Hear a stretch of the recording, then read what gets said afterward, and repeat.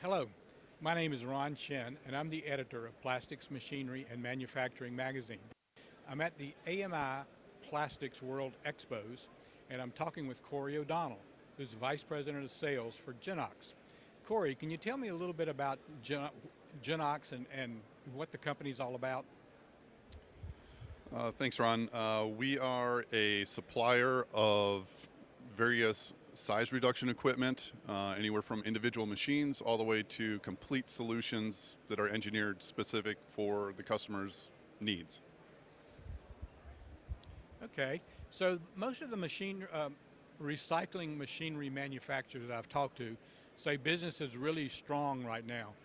Is that what you're seeing also?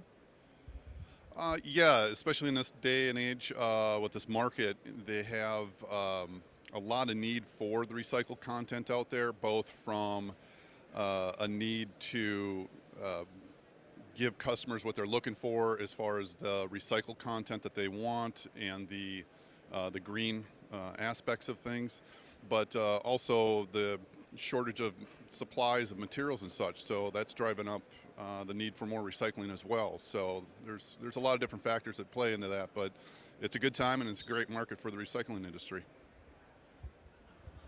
So Corey, could you talk a little bit about your machine, your particular equipment? What are your customers mostly in right now in the North American market? Quite honestly, we're seeing a large increase in the amount of interest in systems for a lot of it to do with wash lines, anywhere from PET wash line to HDPE, and then also ag film. There's really a large interest in the capture of post-consumer recyclables at this point. So, and that's the next area that's available for the market of available materials. It's the easiest one to go after at this point. Not the easiest to recycle, but it's also the most available product out there on the market. And one last question, what's sort of your typical lead times for delivery of equipment right now, and has it changed much with all the supply chain issues we've been having? That's a great question. Honestly, our lead times right now have not really changed a whole lot from where they were pre-COVID times. We've never had much of an issue with getting our supply chain, getting that backed up at all. One of the advantages that we have as a company is we manufacture most of the equipment in-house.